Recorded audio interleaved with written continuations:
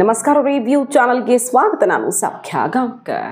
ದಾಖಲೆಯ 16ನೇ ಬಜೆಟ್ ಮಂಡಿಸ್ತಾ ಇರುವಂತಹ ಸಿದ್ದರಾಮಯ್ಯನವರು ಕೇಂದ್ರಕ್ಕೆ ಮೋದಿ ಸರ್ಕಾರಕ್ಕೆ ಸೆಟ್ಟು ಹೊಡೆಯುವಂತಹ ಘೋಷಣೆಗಳನ್ನು ಮೊಳಗಿಸಿದ್ದಾರೆ. ಆದರೆ ಅನುಷ್ಠಾನ ಆದಾಗ ಇದು ಗ್ಯಾರಂಟಿ. ಯಾವುದೇ ಘೋಷಣೆ ಆಗಲಿ, ಯಾಕಂದರೆ 2024-25ನೇ ಸಾಲಿನ ಹಿಂದಿನ ಆರ್ಥಿಕ ವರ್ಷದ ಘೋಷಣೆಗಳಲ್ಲಿ ಬಹುಪಾಲು ಎಷ್ಟೊಂದು ವ್ಯತ್ಯಾಸ ಇದೆ ಅನ್ನೋದನ್ನು ನೋಡಿದ್ದೀವಿ ನಾವು. ಅಂದರೆ ಘೋಷಣೆ ಮಾಡಿದ್ದೆಷ್ಟು, ವೆಚ್ಚ ಆಗಿದ್ದೆಷ್ಟು, ಮಧ್ಯದ ವ್ಯತ್ಯಾಸ ಎಷ್ಟು ಅನ್ನುವಂಥ ಎಲ್ಲ ರಿಪೋರ್ಟನ್ನು ಈಗಾಗಲೇ ನಿಮ್ಮ ಮುಂದೆ ಇಟ್ಟಿದ್ವಿ. ಸೊ ಈ ಸ್ಥಳದ ಘೋಷಣೆಗಳಂತೂ ಭರ್ಜರಿಯಾಗಿವೆ. ಆದರೆ ಎಷ್ಟರ ಮಟ್ಟಿಗೆ ಅನುಷ್ಠಾನ ಆಗುತ್ತೆ ಅನ್ನೋದನ್ನು ಮುಂದಿನ ದಿನಗಳಲ್ಲಿ ಕಾದು ನೋಡಬೇಕು. ಸದ್ಯ ಘೋಷಣೆ ಆಧಾರದಲ್ಲಿ ನೋಡೋದಾದರೆ ಅಲ್ಪಸಂಖ್ಯಾತರಿಗೆ ಭರ್ಜರಿ ಗಿಫ್ಟನ್ನು ಕೊಟ್ಟಿದ್ದಾರೆ, ಹಿಂದುಳಿದವರಿಗೆ, ಪರಿಶಿಷ್ಟರಿಗೆ ಭರ್ಜರಿ ಗಿಫ್ಟನ್ನು ಕೊಟ್ಟಿದ್ದಾರೆ, ಶಿಕ್ಷಕರಿಗೆ, ವಿದ್ಯಾರ್ಥಿಗಳಿಗೆ ಗಿಫ್ಟನ್ನು ಕೊಟ್ಟಿದ್ದಾರೆ. ಹಾಗೆ ರೈತಾಪಿ ವರ್ಗಕ್ಕೂ ಕೂಡ ಮಹತ್ವದ ಘೋಷಣೆಗಳನ್ನು ಮಾಡಿದ್ದಾರೆ. ವಿಶೇಷವಾಗಿ ಮಹಿಳಾ ವೋಟ್ ಬ್ಯಾಂಕ್ ಅನ್ನೋ ಲೆಕ್ಕಾಚಾರದಲ್ಲಿ, ನಾವು ರಾಜಕೀಯ ಲೆಕ್ಕಾಚಾರದಲ್ಲಿ ನೋಡಿದ್ರೆ ಗೃಹಲಕ್ಷ್ಮಿ ಪಡೆಯುವಂಥವರು, ಹಾಗೆ ಬಿಸಿಯೂಟ ಕಾರ್ಯಕರ್ತೆಯರು, ಅಂಗನವಾಡಿ ಕಾರ್ಯಕರ್ತೆಯರಿಗೂ ಕೂಡ ಗುಡ್ ನ್ಯೂಸನ್ನು ಕೊಡ್ತಾ ಇದ್ದಾರೆ. ಎಲ್ಲವನ್ನು ಒನ್ ಬೈ ಒನ್ ಬಹಳ ಮಹತ್ವದ ವಿಚಾರಗಳನ್ನಷ್ಟೇ ನಿಮ್ಮ ಮುಂದೆ ಹೈಲೈಟ್ ಮಾಡ್ತಾ ಹೋಗ್ತೀವಿ. ಮಿಸ್ ಮಾಡಿದ್ರೆ ನಮ್ಮ ಚಾನಲ್ನ ಸಬ್ಸ್ಕ್ರೈಬ್ ಮಾಡಿ, ನಿಮ್ಮ ಅಭಿಪ್ರಾಯ ಕಮೆಂಟ್ ಮಾಡಿ ತಿಳಿಸಿ. ಎಸ್ ವೀಕ್ಷಕರೇ, ವಿಶೇಷವಾಗಿ ಕಾಂಗ್ರೆಸ್ನ ವೋಟ್ ಬ್ಯಾಂಕ್ ಅಹಿಂದ, ಅಲ್ಪಸಂಖ್ಯಾತರು, ಹಿಂದುಳಿದವರು ಮತ್ತು ಪರಿಶಿಷ್ಟರಿಗೆ ಭರ್ಜರಿ ಘೋಷಣೆಗಳನ್ನು ಮೊಳಗಿಸಿರೋದು. ಈಗಾಗಲೇ ಪರಿಶಿಷ್ಟರ ದುಡ್ಡನ್ನೇ ಗ್ಯಾರಂಟಿಗೆ ಎಳ್ಕೊಳ್ತಾ ಇದೆ ಸರ್ಕಾರ. ಅವ್ರಿಗೆ ವಿಶೇಷ ಯೋಜನೆಯಿಂದ ದುಡ್ಡನ್ನು 16,000 ಕೋಟಿ ಎಳ್ಕೊಂಡಿದೆ. ಅದಕ್ಕೂ ಅಧಿಕ ಪ್ರಮಾಣದಲ್ಲಿ ಈ ಸಲನೂ ಕೂಡ ಆಲ್ರೆಡಿ ಪ್ರಸ್ತಾವನೆ ಇಟ್ಟಾಗಿದೆ ಅನ್ನೋದೆಲ್ಲ ಆಕ್ರೋಶಕ್ಕೆ ಗುರಿಯಾಗಿರೋ ಹೊತ್ತಲ್ಲಿ ಬಜೆಟಲ್ಲಿ ಅವ್ರ ಘೋಷಣೆ ಏನೇನು ನೋಡಿ. ಹಿಂದುಳಿದ ವರ್ಗಗಳ ಹಾಸ್ಟೆಲ್ಗೆ 50 ಕೋಟಿ, ಬಾಡಿಗೆ ಹಾಸ್ಟೆಲ್ಗಳಿಗೆ ಸ್ವಂತ ಕಟ್ಟಡ, 46 ಅಲೆಮಾರಿ ಜನಾಂಗಗಳಿಗೆ ವಸತಿ ಶಾಲೆ, ವಿದ್ಯಾರ್ಥಿಗಳಿಗೆ ದೇವರಾಜ ಅರಸು ವಸತಿ ಶಾಲೆ, ಹಿಂದುಳಿದ ವರ್ಗಗಳ ವಿದ್ಯಾರ್ಥಿಗಳಿಗೆ ಹಾಸ್ಟೆಲ್, ಎಂಜಿನಿಯರಿಂಗ್ ಮೆಡಿಕಲ್ ವಿದ್ಯಾರ್ಥಿಗಳಿಗೆ ಹಾಸ್ಟೆಲ್ ಘೋಷಣೆಯಾಗಿರೋದು. ಇನ್ನು 62 ಹಾಸ್ಟೆಲ್ಗಳನ್ನು, ಮೆಟ್ರಿಕ್ ನಂತರದ ಹಾಸ್ಟೆಲ್ಗಳನ್ನು ಸ್ಥಾಪನೆ ಮಾಡೋ ಘೋಷಣೆ.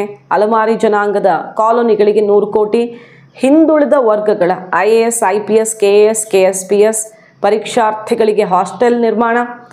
ಬೆಂಗಳೂರು ನಗರದಲ್ಲಿ 2 ವಸತಿ ನಿಲಯ, ಹಿಂದುಳಿದ ವರ್ಗಗಳ ನಿರುದ್ಯೋಗಿಗಳಿಗೆ 3 ಲಕ್ಷ ಸಹಾಯಧನವನ್ನು ಕೂಡ ಘೋಷಣೆ ಮಾಡಿರೋದು. ಹಿಂದುಳಿದ ವರ್ಗಗಳ ನಿಗಮಗಳಿಗೆ 422 ಕೋಟಿ ಮೀಸಲು. ಈಗಾಗಲೇ ನಿಗಮಗಳಿಗೆ ದುಡ್ಡು ಸರಿಯಾಗಿ ರಿಲೀಸ್ ಆಗಿಲ್ಲ ಅನ್ನೋದೇ ಆಕ್ರೋಶಕ್ಕೆ ಕಾರಣ ಆಗಿರೋದು. ಆದರೆ ಈ ಸಲದ ಬಜೆಟಲ್ಲಿ ಮತ್ತೆ ಘೋಷಣೆ ಅಂತೂ ಆಗಿದೆ ಭರ್ಜರಿಯಾಗಿ. ಸರಿಯಾಗಿ ಅದು ಇಂಪ್ಲಿಮೆಂಟ್ ಆಗತ್ತಾ, ಯಾವ ರೀತಿ ಅನುದಾನ ಘೋಷಣೆ ಮಾಡಿರ್ತಾರೋ ಅದು ಹೋಗಿ ತಲುಪತ್ತಾ ಅನ್ನೋದು ಕಾದು ನೋಡಬೇಕು. ಇನ್ನು ಅಲ್ಪಸಂಖ್ಯಾತರಿಗೆ ಅಂತ ನೋಡೋದಕ್ಕೆ ಹೋದರೆ 100 ಉರ್ದು ಶಾಲೆಗಳ ಉನ್ನತೀಕರಣ, ಮೌಲಾನಾ ಆಜಾದ್ ಪಬ್ಲಿಕ್ ಶಾಲೆಗಳಾಗಿ ಉನ್ನತೀಕರಿಸೋದು. 400 ಕೋಟಿ ವೆಚ್ಚದಲ್ಲಿ ಉರ್ದು ಶಾಲೆಗಳನ್ನು ಉನ್ನತೀಕರಣ ಮಾಡುವಂಥ ಘೋಷಣೆ ಮೊಳಗಿಸಿದ್ದಾರೆ. ಇನ್ನು 62 ಮೊರಾರ್ಜಿ ವಸತಿ ಶಾಲೆಗಳಲ್ಲಿ ಕಾಮರ್ಸ್ ವಿಭಾಗವನ್ನು ಆರಂಭ ಮಾಡೋದು. ಅಲ್ಪಸಂಖ್ಯಾತ ಮೊರಾರ್ಜಿ ಶಾಲೆಗಳಲ್ಲಿ ಕಾಮರ್ಸ್ ವಿಭಾಗ. ಹಾಗೆ ಅಲ್ಪಸಂಖ್ಯಾತರ ಕಾಲೋನಿ ಅಭಿವೃದ್ಧಿಗೆ 1000 ಕೋಟಿ ಕ್ರಿಯಾ ಯೋಜನೆ. ಮದರಸಾಗಳಲ್ಲಿ ಕಂಪ್ಯೂಟರ್ ಸ್ಮಾರ್ಟ್ ಬೋರ್ಡ್ ಸೌಲಭ್ಯವನ್ನು ಒದಗಿಸೋದು. ವಕ್ಫ್ ಆಸ್ತಿ ಸಂರಕ್ಷಣೆಗೆ 150 ಕೋಟಿ. ವಕ್ಫ್ ಆಸ್ತಿ ವಿರುದ್ಧ ಕೇಂದ್ರ ಸರ್ಕಾರ ಸಮರ ಸಾರಿರುವ ಸಂದರ್ಭದಲ್ಲಿ, ಅಂದರೆ ಅಕ್ರಮ ವಕ್ಫ್ ಆಸ್ತಿ ವಿರುದ್ಧ, ಸಕ್ರಮವಾಗಿದ್ದರೆ ಅದು ಡಾಕ್ಯುಮೆಂಟೆಡ್ ಇದ್ದರೆ ಏನೂ ಪ್ರಾಬ್ಲಮ್ ಇಲ್ಲ. ಈ ಹೊತ್ತಲ್ಲಿ ವಕ್ಫ್ ಆಸ್ತಿ ಸಂರಕ್ಷಣೆಗೆ 150 ಕೋಟಿಯನ್ನು ಮೀಸಲಿಟ್ಟ ಸಿದ್ದರಾಮಯ್ಯ. ಪದವಿ ಶಿಕ್ಷಣ ವಂಚಿತ ಅಲ್ಪಸಂಖ್ಯಾತ ವಿದ್ಯಾರ್ಥಿಗಳಿಗೆ KSOU ಕೇಂದ್ರ, ಬೆಂಗಳೂರು ಹಜ್ ಭವನದಲ್ಲಿ ಪ್ರಾದೇಶಿಕ ಕೇಂದ್ರವನ್ನು ಸ್ಥಾಪಿಸೋದು. ಅಲ್ಪಸಂಖ್ಯಾತ 25,000 ವಿದ್ಯಾರ್ಥಿನಿಯರಿಗೆ ರಕ್ಷಣಾ ಕೌಶಲ್ಯ ತರಬೇತಿ. ಅಲ್ಪಸಂಖ್ಯಾತ 25,000 ವಿದ್ಯಾರ್ಥಿನಿಯರಿಗೆ ರಕ್ಷಣಾ ಕೌಶಲ್ಯ ತರಬೇತಿ. ಅಲ್ಪಸಂಖ್ಯಾತ ಸರಳ ವಿವಾಹಕ್ಕೆ ಪ್ರೋತ್ಸಾಹ. ಸಾಮೂಹಿಕ ವಿವಾಹಗಳ ಪ್ರತಿ ಜೋಡಿಗೆ 50,000 ಸಹಾಯಧನ. ಹಜ್ ಯಾತ್ರಿಕರಿಗೆ ಮೂಲ ಸೌಕರ್ಯ ಸೌಲಭ್ಯವನ್ನು ಹೆಚ್ಚಳ ಮಾಡೋದು. ಬೆಂಗಳೂರಿನ ಹಜ್ ಭವನದಲ್ಲಿ ಹೆಚ್ಚುವರಿ ಕಟ್ಟಡ ನಿರ್ಮಾಣ. ವಕ್ಫ್ ಖಾಲಿ ನಿವೇಶನಗಳಲ್ಲಿ 16 ಹೊಸ ಮಹಿಳಾ ಕಾಲೇಜುಗಳು. ಅಲ್ಪಸಂಖ್ಯಾತರ ಉನ್ನತ ಶಿಕ್ಷಣಕ್ಕೆ ಒತ್ತು ಕೊಡುವುದು. ಹಾಗೆ ಗುರುದ್ವಾರಗಳ ಅಭಿವೃದ್ಧಿಗೆ 2 ಕೋಟಿ ಮೀಸಲಿಟ್ಟಿದ್ದಾರೆ. ಬೆಂಗಳೂರಿನ ಬೌದ್ಧ ಅಧ್ಯಯನ ಅಕಾಡೆಮಿ, ಮಹಾಬೋಧಿ ಅಧ್ಯಯನ ಕೇಂದ್ರ, ಗೃಹಾಲಯ ಡಿಜಿಟಲೀಕರಣಕ್ಕೆ 1 ಕೋಟಿ. ಅಂದರೆ ಅಲ್ಪಸಂಖ್ಯಾತರು ಅಂದರೆ ಮುಸಲ್ಮಾನರ ಘೋಷಣೆಗಳಿಂದ ಪಟ್ಟಿಯನ್ನು ನೋಡಿದ್ವಿ. ಅಲ್ಪಸಂಖ್ಯಾತರು ಅಂದರೆ ಬೇರೆಯವರು ಬರ್ತಾರಲ್ಲ. ಸೊ ಗುರುದ್ವಾರಗಳ ಅಭಿವೃದ್ಧಿಗೆ 2 ಕೋಟಿ. ಬೆಂಗಳೂರಲ್ಲಿ ಬೌದ್ಧ ಅಧ್ಯಯನ ಅಕಾಡೆಮಿ, ಮಹಾಬೋಧಿ ಅಧ್ಯಯನ ಕೇಂದ್ರ, ಗೃಹಾಲಯ ಡಿಜಿಟಲೀಕರಣಕ್ಕೆ 1 ಕೋಟಿ. ಜೈನ, ಬೌದ್ಧ, ಸಿಖ್ ಸಮುದಾಯದ ಅಭಿವೃದ್ಧಿಗೆ 100 ಕೋಟಿಯನ್ನು ಮೀಸಲಿರುವುದಾಗಿ ಘೋಷಣೆ ಮಾಡಿರೋದು. ಕ್ರೈಸ್ತ ಸಮುದಾಯದ ಅಭಿವೃದ್ಧಿಗೆ 250 ಕೋಟಿ. ಈ ರೀತಿ ಘೋಷಣೆಗಳನ್ನು ಮೊಳಗಿಸಿರೋದು. ಸೊ ವಿಶೇಷವಾಗಿ ಅಲ್ಪಸಂಖ್ಯಾತರಲ್ಲಿ ಮುಸಲ್ಮಾನರು ಮತ್ತು ಕ್ರಿಶ್ಚಿಯನ್ ಸಮುದಾಯಕ್ಕೆ ಒಂದಷ್ಟು ಪ್ರಮುಖ ಘೋಷಣೆಗಳಿರೋದನ್ನು ಗಮನಿಸಬಹುದು.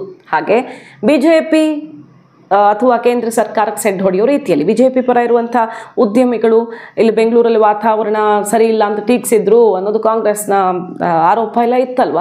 ಇಲ್ಲಿ ಬೆಂಗಳೂರಲ್ಲಿ ವಾತಾವರಣ ಪೂರಕವಾಗಿಲ್ಲ, ಇಲ್ಲಿ ಇನ್ಫ್ರಾಸ್ಟ್ರಕ್ಚರಿಂದ ಹಿಡಿದು ಕೊಡುವಂತಹ ಸೌಲಭ್ಯಗಳು ಸರಿ ಇಲ್ಲ, ಅದಕ್ಕೆಲ್ಲ ಸೆಡ್ ಹೊಡೆಯೋ ರೀತಿ ಒಂದಷ್ಟು ಘೋಷಣೆಗಳನ್ನು ಮೊಳಗಿಸಿದ್ದಾರೆ. ಮಾಹಿತಿ ತಂತ್ರಜ್ಞಾನ ನೀತಿ 2025 ರೂಪಿಸೋದು, $300 ಬಿಲಿಯನ್ ಹೂಡಿಕೆ, 1.5 ಲಕ್ಷ ಉದ್ಯೋಗ ಸೃಷ್ಟಿ ಗುರಿ, ಕರ್ನಾಟಕ ಸೈಬರ್ ಭದ್ರತಾ ನೀತಿ, ಕರ್ನಾಟಕ ಜಾಗತಿಕ ಸಾಮರ್ಥ್ಯ ಕೇಂದ್ರ ನೀತಿ, ಹಾಗೆ ಇಂತಹ ಸಂಬಂಧಪಟ್ಟಂತಹ ಹಲವು ಯೋಜನೆಗಳನ್ನು ರೂಪಿಸೋದು.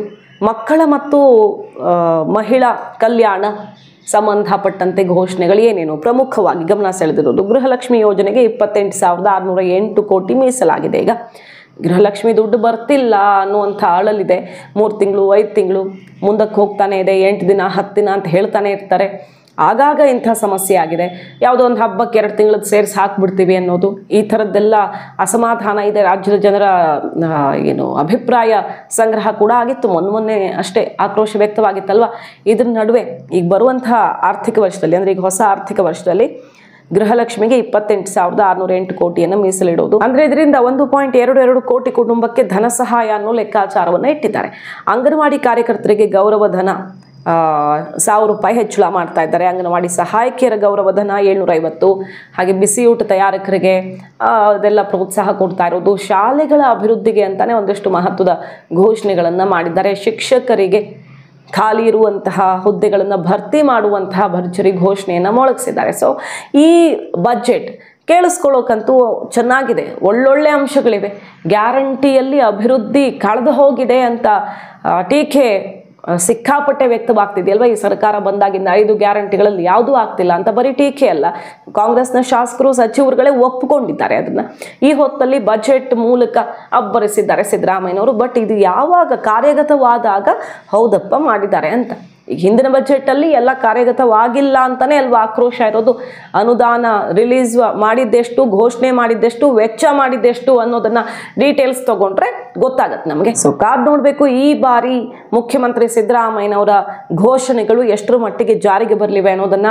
ಹಾಗೆ 16ನೇ ದಾಖಲೆ ಬಜೆಟ್ ಅಲ್ವಾ ಇದು ಕಟ್ಟಕಡೆಯ ಬಜೆಟ್ ಅನ್ನುವಂತಹ ಒಂದು ಅಭಿಪ್ರಾಯವನ್ನು ವ್ಯಕ್ತಪಡಿಸ್ತಾ ಇದ್ದಾರೆ. ಬಟ್ ಕಾಂಗ್ರೆಸ್ನ ಸಿದ್ದರಾಮಯ್ಯ ಆಪ್ತ ಬಣದ ಸಚಿವರುಗಳೆಲ್ಲ ಇನ್ನೂ 3 ವರ್ಷ ಅವರೇ ಮಂಡಿಸ್ತಾರೆ, ಅಂದರೆ 5 ವರ್ಷನೂ ಅವರೇ ಮಂಡಿಸ್ತಾರೆ, ಬಜೆಟ್ ಅವರೇ ಮಂಡಿಸಲಿದ್ದಾರೆ ಅಂತ ಹೇಳುವ ಮೂಲಕ 5 ವರ್ಷ ಅವರೇ CM ಆಗಿರ್ತಾರೆ ಅನ್ನೋ ಘೋಷಣೆ ಮತ್ತೆ ಮೊಳಗಿದ್ರೆ, ಮತ್ತೊಂದು ಕಡೆ ಬಿಜೆಪಿ ಅವರು ಪಾಪ ಎಷ್ಟಾಗುತ್ತೋ ಅಷ್ಟು ಅಬ್ಬರಿಸ್ತಾರೆ. ಇವತ್ತು ಸಿದ್ದರಾಮಯ್ಯನವರು ಕಾಲು ನೋವು ಬೇರೆ ಇದೆ, ಕೂತ್ಕೊಂಡೇ ಬಜೆಟ್ ಓದ್ತಾರೆ. ಆದರೂ ಭರ್ಜರಿ ಘೋಷಣೆಗಳು, ಯಾಕಂದರೆ ಕಟ್ಟಕಡೆಯ ಬಜೆಟ್ ಅನ್ನುವ ಟೀಕೆಯನ್ನು ಮುಂದುವರಿಸಿದ್ದಾರೆ. ಮಾಹಿತಿ ನಿಮ್ಗೆ ಇಷ್ಟ ಆಗಿದ್ರೆ ಮಿಸ್ ಮಾಡದೆ ನಮ್ಮ ಚಾನಲ್ನ ಸಬ್ಸ್ಕ್ರೈಬ್ ಮಾಡಿ, ನಿಮ್ಮ ಅಭಿಪ್ರಾಯ ಕಮೆಂಟ್ ಮಾಡಿ ತಿಳಿಸಿ. Thank you.